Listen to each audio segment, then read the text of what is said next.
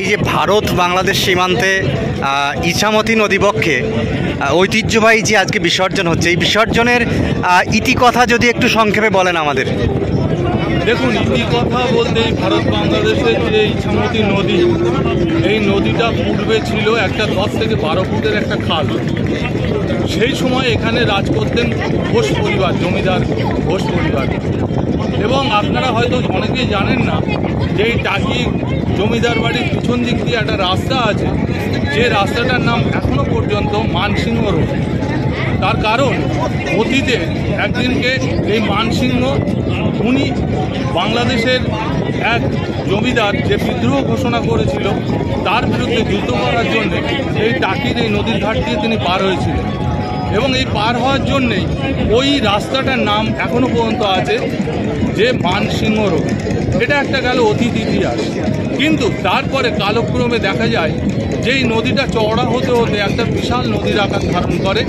কিন্তু পূর্ববঙ্গ তখনও পর্যন্ত পূর্ববঙ্গ হয়নি, পশ্চিমবঙ্গ পূর্ববঙ্গ ছিল না, এটা ছিল একটা বাংলাদেশ বলেই ছিল।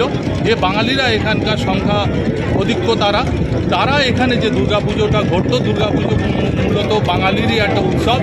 সেই হেতু দুই পাড়ে বিশেষ করে ঘোষবাড়িতে জমজমাটভাবে দুর্গাপুজো অনুষ্ঠিত হতো এবং সেই দুর্গাপুজোর বিসর্জন ঘটতো এই নদীতে।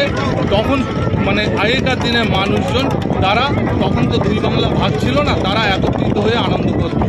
ধীরে ধীরে কালক্রমে যখন আমরা ভারতবর্ষ স্বাধীন হয়, যখন পূর্ব পাকিস্তান তৈরি হয় আর এখানে আমাদের এটাকে পশ্চিমবাংলা নামকরণ হয়, তারপরে এই যে একটা বিভাজন তৈরি হয়ে যায় নদীর মধ্যে থেকে, কিন্তু দুই বাংলার বাঙালির মধ্যে কিন্তু অন্তরাত্মা থেকে বিভাজনটা সৃষ্টি করতে পারেনি ইংরেজরা।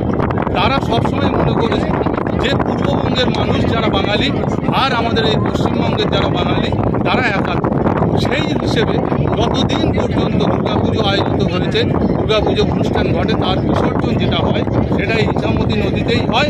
এবং অতীতের স্মৃতি মনে রেখে দুই বাংলার মানুষ একত্রিত হয়ে এই ইছামতি নদীতেই বিসর্জনটা করেন এবং আমরা দুই পাড়ের বাঙালিরা একত্রিত হই। এখানে হিন্দু মুসলমান কোনো ভেদাভেদ নেই, এখানে সমস্ত ধর্মের মানুষ একত্রিত হয়েই এই বিসর্জন অনুষ্ঠানে অংশগ্রহণ। আমার নাম অর্ণব মুখার্জি, ব্র্যাকেটে ববি। আমি টাকি পৌরসভা 10 নম্বর ওয়ার্ডের কাউন্সিলর, সীমা মুখার্জির হাজব্যান্ড।